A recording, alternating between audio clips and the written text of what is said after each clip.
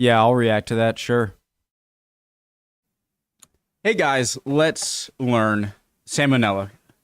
I'm not subscribed? What? Uh, let's learn. First video of the day. I'm Rusty. Banned and controversial foods. Original link to the video top of the description. My name's Connor if you're new. Let's go.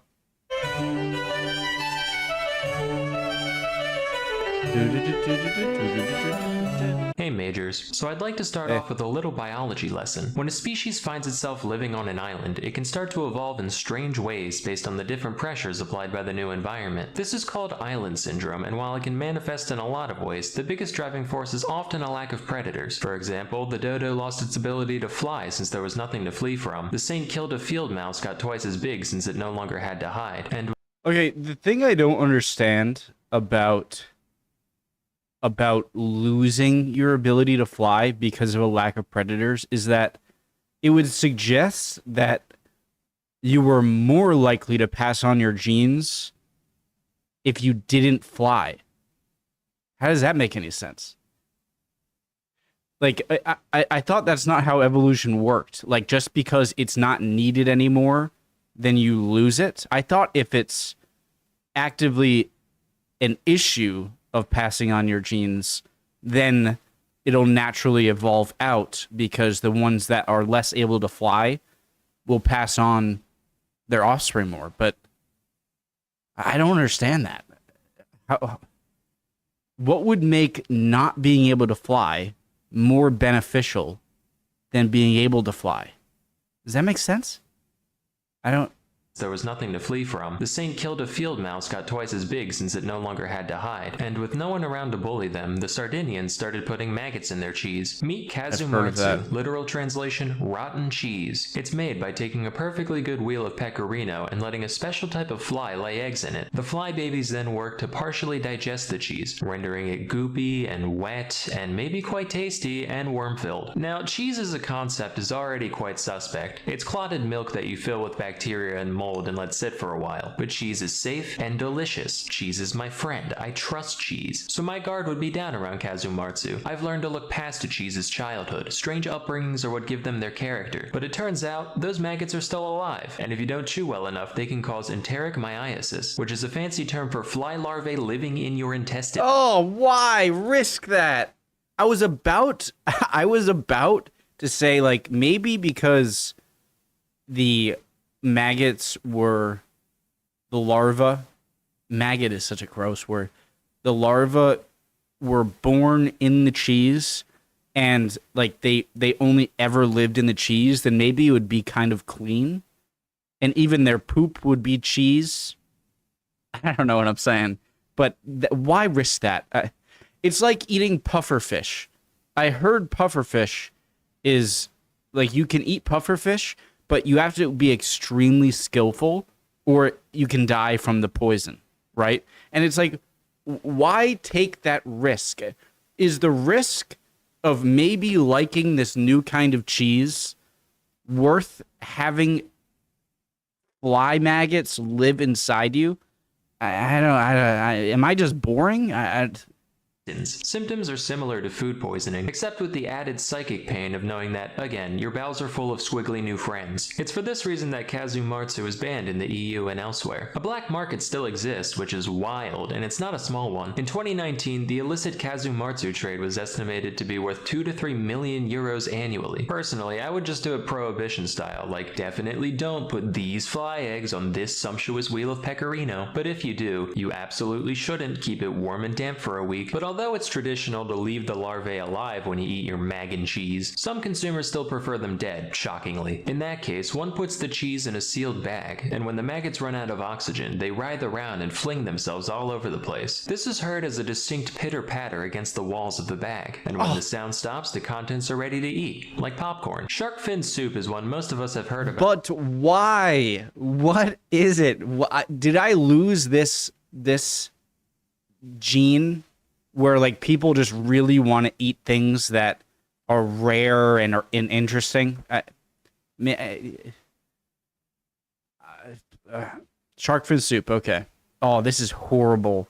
I've seen videos of fishermen just getting sharks and just taking their fins off and just letting them go back and drown in the ocean. Can you drown as a fish? Out already, mostly in reference to its effect on shark populations and the wastefulness that goes into making it. Until recently, though, I never looked into the nature of the dish itself. I figured, right, the fins are just the only part of the shark worth eating. Big whoop, it's probably not much different from, like, swordfish. Apparently, though, I had it backwards. Shark fins aren't even meat. They're made almost entirely of cartilage and collagen. They are the last part we should be eating. That's why it's only made... I'm pretty sure killer whales will... I hate killer whales. Okay, I'm sorry. I'm sorry, Free Willy, but you guys are the dicks of the ocean. They're super smart, but they like torture their food, and they'll drown a baby whale that's with its mother and only eat its tongue and then leave. And they'll kill sharks and just eat their liver and then leave. I guess they're just like really good hunters. They can be that picky, but made into soup because without being soaked in broth, it has zero flavor or nutritional value. Hate's a strong word. I don't hate killer whales. I just think they're a little kind of mean. Why it's only made into soup because without being soaked in broth, it has zero flavor or nutritional value on its own. Their only redeeming quality is their unique mouthfeel due to how stringily the collagen grows in structures called ceratotrichia. The texture has been described as somewhere between chewy and crunchy, which I find describes most things, actually. Other adjectives present on Wikipedia include snappy, gelatinous, and sinewy. The exact sensation of eating this substance remains a mystery to me, and the unintended side effect of all this research is that I now really want to try it. Like, it's a big trade. I've got to be the one that's wrong. There is imitation shark fin soup available, but I've already decided that it's not nearly as good. So I've come up with a compromise to this controversy. I've already decided.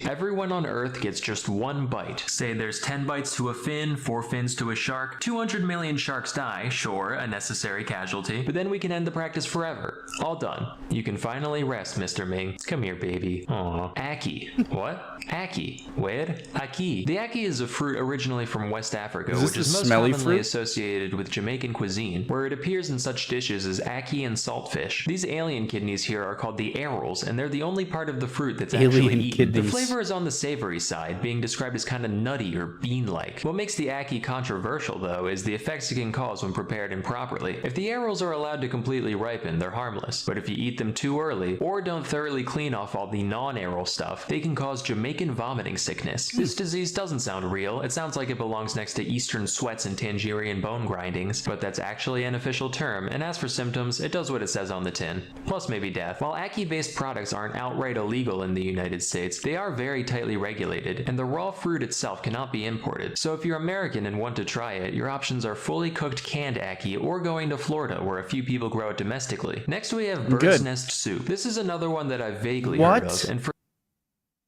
okay, maybe it's not literal.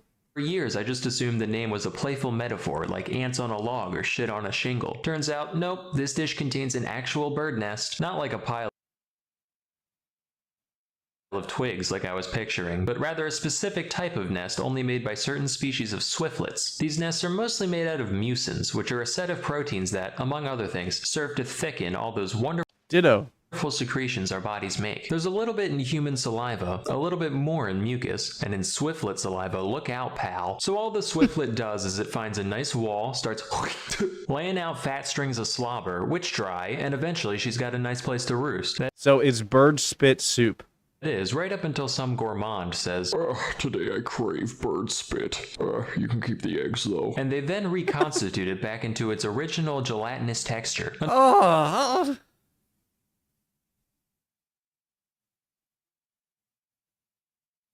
Okay. Unfortunately, these nests can't enter the US, since, believe it or not, eating bird saliva is a great way to catch bird flu. And now the time has come to speak of the God dang it.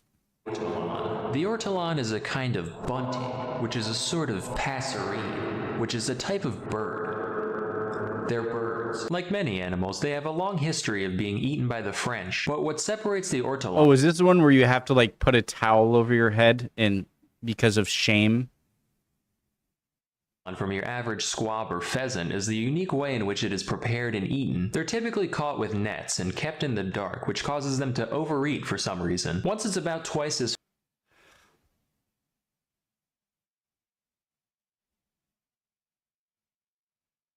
My faith in humans is dropping a little, but nobody's perfect. fat, the entire bird is then thrown into a container of brandy, alive, and sealed in. While this serves to marinate the creature, it also drowns in the process, thereby killing one bird with no stones. The ortolan is then roasted, plucked, and presented whole to the consumer, who inserts the carcass into their mouth, feet first. As they chew, one hand continues holding the bird's head, while the other picks out the larger bones. This whole ritual is usually performed with a towel or large napkin over one's head. There's a few explanations for the purpose of the towel. Some say it's just there to keep the aromas in, while others say it's there to, quote, shield from God's eyes the shame of such a decadent and disgraceful act. So God can see through the roof, but he can't see through a napkin? Yeah, this one I'm okay with not trying, actually. Yeah, it's just... As soon as it gets, like, you're torturing the animal in the process... And some people say, well, you're killing it anyway. Well, I'd rather get killed quickly than be force-fed in a dark cage and then drown in alcohol. So some things, they sound kind of curious, you know? Like shark fin soup. I wish you would, like, eat the rest of the animal, maybe. Am I overreacting? I don't think so. Yeah. Okay. Okay. Maybe I'm just uncultured. I don't know. Notable fans of this dish include, not joking, Bill Cosby and the guy who invented the lobotomy. To be part of that. Point proven. So complete psychos. Social club. Our mission is to eat birds whole and then make people not remember things. Killing ortolans was banned across the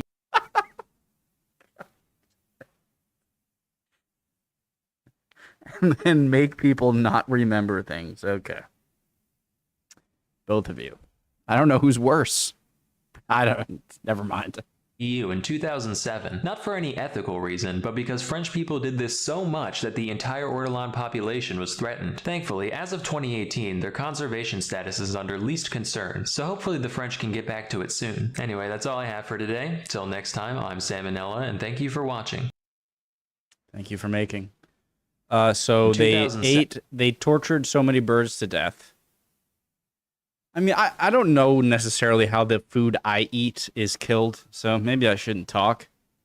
But this reminds me of how Maoist China, during the Cultural Revolution, I think it was Cultural Revolution, they needed to kill all of the sparrows because they were like messing with crops or something like that. And so they went on this massive bird killing spree, and like chasing them around so that they couldn't land and they get so tired they have to come down and then they kill them. And then when they did that, it turns out those birds ate a lot of insects, and when they were all gone, a ton of insects just came in and ate everything even worse. That reminded me of that. Very interesting. I guess I'd try some of those things. The bird spit. No. Love y'all. See you guys next time. Bye. Hope you're all doing well. Bye, guys.